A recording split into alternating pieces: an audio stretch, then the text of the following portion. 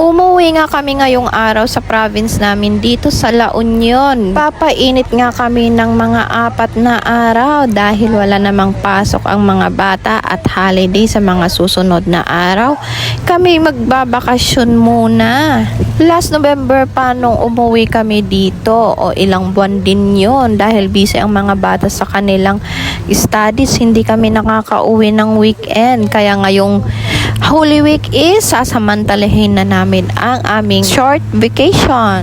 Na-miss ko rin naman kasing umuwi dito sa aming bahay kung saan naman ako lumaki.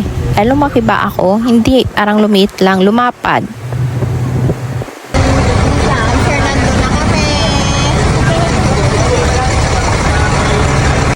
After 2 hours nga ng biyahe namin from Baguio to San Fernando, La Union, eto na nakarating na rin kami.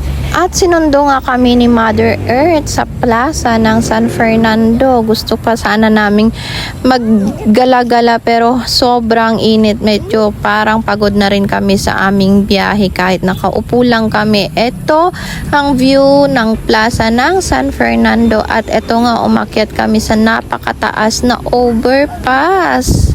Maggagala ako sa susunod na araw. Bukas umpisahan ko na.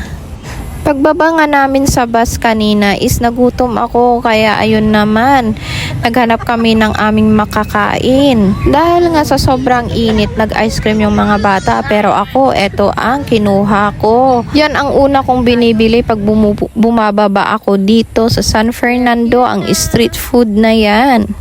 Eto na nga ang ganda ng sunset. Dito na yung daan papunta sa aming bahay. Sunset na. Hasyenda ni Iyang. Hasyenda. Is that hasyenda? Andito na sa Qatar ko naman lalin. Qatar. We're here in Qatar. Katarungan. May kayak burasan. Ngam bayadan nyo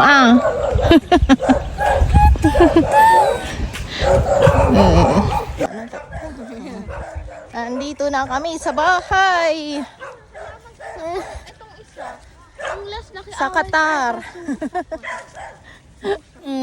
What's that, Iyang? What's that?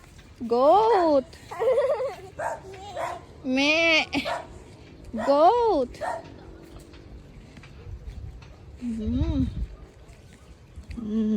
Ang daming malunggay. Guys, ang goat! Ang dami niyang anak, oh. Ang dami niyang anak. Para lagay ko nga mo. Wow, swing. Oh.